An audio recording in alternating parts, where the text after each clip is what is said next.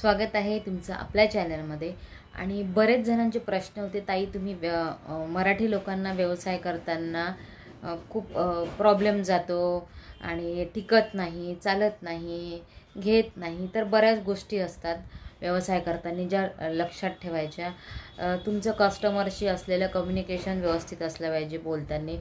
कधी कधी customer change करायला येतो, कधी बऱ्याचशा गोष्टी असतात। तर त्याच्याशी बोलताना आपलं जेव्हा आपण घेतो तेव्हा खूप चांगलं बोलतो, पण जेव्हा चेंजला येतो कस्टमर तेव्हा आपण घणघण करतो। ती ती गोष्ट आपण टाळली पाहिजे। ते जसं माझं साडीचं आहे, तर ते कस्टमर येतात, कधी डॅमेज निघते, तर मी पहिलेच काय करते, पहिले साडी पूर्ण चेक करून देते कस्टमरला, जेणेकरून डॅमेजचा प्रॉब्लेम येत नाही। नाहीतर विकायची तर देऊन द्यायची, तसं करत नाही, कारण कस्टमर ऑनलाईन आहे, बाहेरचं असतं, मग त्याला ते रिटर्न पाठवावं लागतं। त्याच्यापेक्षा मी पहिलेच साडी पूर्ण चेक करून पाठवते। दुसरी गोष्ट, उधारी। नातेवाईकांमध्ये उधारी बिलकुलच म्हणजे टाळायची, आणि जर दिलीस तर स्ट्रिक्टमध्ये सांगायचं की बस 2 महिने किंवा 1 महिने एवढी साईड देते। आणि सुरुवातीला मी असंच केलं होतं, कारण ते आपण रिलेटिव्हमध्ये असतो, नात्यात असतो, पैसे देतो त्यांना उधारी, पण आपल्यालाच आपले पैसे मागायची लाज लागते। तर त्यामुळे ह्या गोष्टी मी जेव्हा सुरुवातीला नाही, पण नंतर जेव्हा मी स्ट्रिक्ट केलं स्वतःचा व्यवसाय करताना, तर मी ठरवलं आहे की आता तरी ह्या गोष्टी टाळायच्या। जवळचं असो, दूरचं असो, कुठचंही असो, जर तुम्हाला साड्या घ्यायच्या आहे, जर तुमचं नसेल जमत तर 2 महिन्याची साईड, त्याच्यावर एकही महिना साईड नाही। अन्यथा जर साईड लागत असेल तुम्हाला, तर 100 रुपये मी एक्स्ट्रा त्या बिलावर घेते। आणि मी असं मागच्या वर्षी सुद्धा केलं होतं। एका कस्टमरने मला 8 महिने लेट पैसे दिले होते, आणि गरीब असतं तर आमचं समजून घेतो आपण, पण एखादा चांगला असते पण त्याला पैसे देण्याचा कंटाळा येतो। तर मी त्या कस्टमरकडून 300 रुपये घेतले होते 8 महिन्याचे, कारण कसं असतं, आपलाही पैसा लटकून राहत असतो, आणि मग आपल्याला पण तेवढी वाट बघावी लागते। समोरच्या दुकानात जर मी साईडवर माल घेतला आणि मला 1 महिन्याची, तर त्याच्यावर व्याज लावतात। त्याच्यामुळे दुकानदार कोणीच आपला पैसा सोडत नसतो। त्यामुळे काही काही गोष्टी तर मी स्ट्रिक्ट, माझ्या दुकानातून जर मला कोणाला साडी द्यायची असेल, तर तेवढ्या साडीचे पैसे मी माझ्या गल्ल्यात टाकून देते, माझ्या अकाउंटमध्ये टाकते। म्हणजे माझ्या लक्षात येते का माझ्या साड्यातल्या जेव्हा साड्या विकल्या गेल्या तर लॉसमध्ये, प्रॉफिटमध्ये, तर घरचं दुकान आहे, दे याला दे त्याला, असं केलं तर आपल्याला प्रॉफिट दिसत नाही, आणि लक्षात येत नाही का आपण किती व्यवसाय, महिन्याचा किती गल्ला झाला आपला। त्यामुळं आपण जवळच्या व्यक्तीला सुद्धा काही देत असेल तर तेवढे पैसे आपण त्याच्यात टाकून द्यायचे, म्हणजे आपलं बॅलन्स व्यवस्थित राहते ना, आपल्या लक्षात राहते।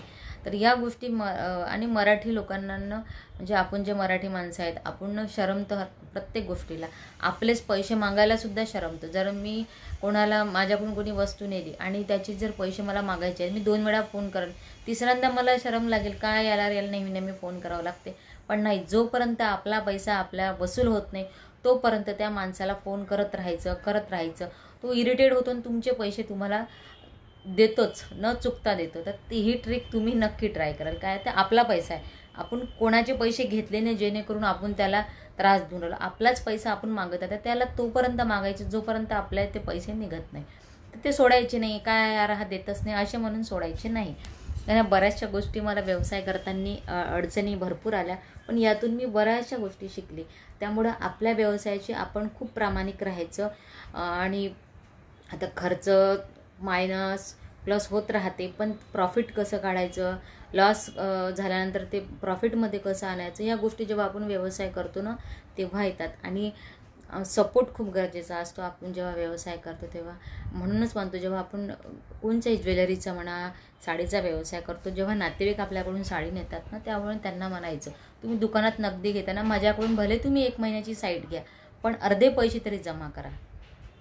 त्यांनी काय होते ना, आपले जे पैसे आहे आपल्याजवळ थोडी तरी आवक, कारण का बऱ्याचशा ठिकाणी असं होतं, सुरुवातीला माझं तसंच झालं, काही जणांनी दिले आणि काही जणांनी नाही दिले पैसे।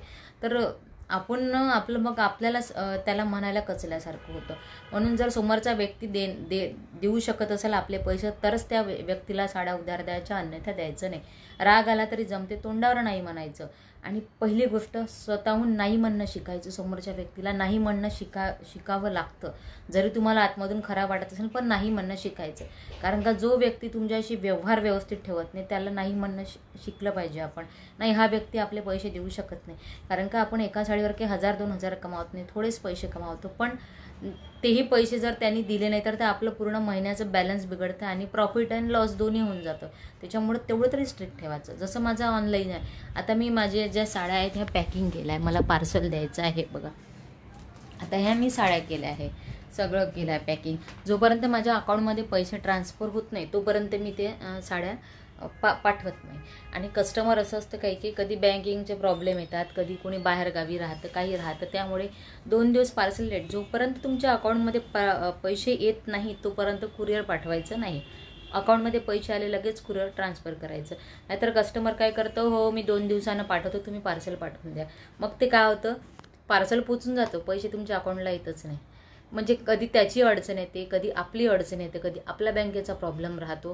त्याच्यामुळे जोपर्यंत येत नाही, कारण का आपलं प्रॉफिट हे जास्त नसतं साडी जेव्हा आपण घरून करतो, थोडा मी तर थोडा जोपर्यंत पहिला माल विकला जात नाही तोपर्यंत दुसरा माल आणत नाही. त्याच पैशात मी दुसरा माल आणते. तर माझं असं चालते, कारण का मी छोट्यापासून सुरुवात केली आहे. लॉकडाऊनमध्ये थोडासा प्रॉब्लेम झाला होता, त्यामुळे मी पुन्हा स्टार्ट केलं. पहिलं ऑनलाईन केलं, तर ऑनलाईनमध्ये प्रॉब्लेम हा यायचा, फोटोत साडी वेगळी दिसायची आणि कस्टमरला वेगळी साडी यायची, त्यामुळे प्रॉब्लेम व्हायचा, रिटर्न जास्त जायचे. त्याच्यामुळे म्हटलं चला आपण आणूनच माल असा विकायचा जेणेकरून कस्टमरला पण चांगलं वाटते ना, आपल्याला पण विकायला चांगलं वाटते का नाही. आपण जे पीस पाठवतो, चेक करून पाठवतो प्रत्येक कस्टमरला, तर त्याला ते चांगलं पीस मिळतं आणि आपल्यालाही कळतं कपडा कसा आहे. तर फोटोवरून नाही कळत एवढ्या गोष्टी. तर ह्या गोष्टी व्यवसायामध्ये थोडे स्ट्रिक्ट ठेवल्यानं तर बरं राहतं आपल्यासाठी आणि समोरच्यासाठी. कस्टमरला आपण कमिटमेंट केलं का तुमच्या इथं 7 दिवसात माल पोचल, तर 7व्या दिवशीपर्यंत माल पोचलाच पाहिजे. नाहीतर कस्टमरला फोन करून सांगायचं ताई 2 दिवस लेट होणार, तर 2च दिवस लेट झाले पाहिजे, नाहीतर त्याचे पैसे त्याला रिटर्न देऊन द्यायचे. एवढं ऑनलाईनमध्ये तुम्हाला स्ट्रिक्ट ठेवावं लागतं, तेव्हा कस्टमर तुमचे नाराज नाही होत. कमिटमेंट नाही, पार्सल पोचला टाईमवर त्याचे पैसे त्याला रिटर्न करून द्यायचे. या गोष्टी थोड्या पाळाव्या लागतात, तेव्हा तुम्ही कस्टमरची लवकर जोडता आणि कस्टमर तुमच्याशी लवकर जोडतो. तर ह्या गोष्टी ऑनलाईनमध्ये खूप लक्षात ठेवावं लागतं. जसं माझा अनुभव आला आहे, तर चांगलाच अनुभव आला. मी 2-3 पार्सल पाठवले, पण मी 7 दिवस दिले, तर 4थ्या-3ऱ्या दिवशीच कस्टमरला पार्सल पोचले. भले कुरिअरवाल्याला 2 रुपये मला जास्त द्यावं लागले, 2 पैसे, पण त्याला टाईमच्या आधी पार्सल पोचलं, त्यामुळे मला खूप चांगलं वाटलं. मी त्याला 7 सांगितले, समोरच्या व्यक्तीला 3ऱ्या दिवशी आणि 4थ्या दिवशीच पार्सल पोचले, त्यामुळे चांगलं वाटतं. म्हणून कमिटमेंट हे खूप महत्त्वाचं असतं. तर या छोट्या गोष्टी असतात जेव्हा आपण छोटा व्यवसाय स्टार्ट करतो. तर तुम्हाला पण करायचं असेल तर नक्की मला कमेंटमध्ये सांगा. साडीचा करायचा असेल तर कमीत कमी 15,000पासून सुरुवात करू शकता. अमरावतीचे असाल तर फार चांगलं, नागपूरचे असाल तर, नेमकं जवळपास आहे मार्केट. एक्सचेंज करायचं असलं, काही प्रॉब्लेम असला तर आपल्याला जायला कमी राहतं आणि लेडीजला तर हाफ तिकीटच आहे, त्याच्यामुळे तो प्रॉब्लेम राहत नाही. तर या गोष्टी व्यवसाय करताना ज्या मला अडचणी आल्या मी तुम्हाला सांगितल्या.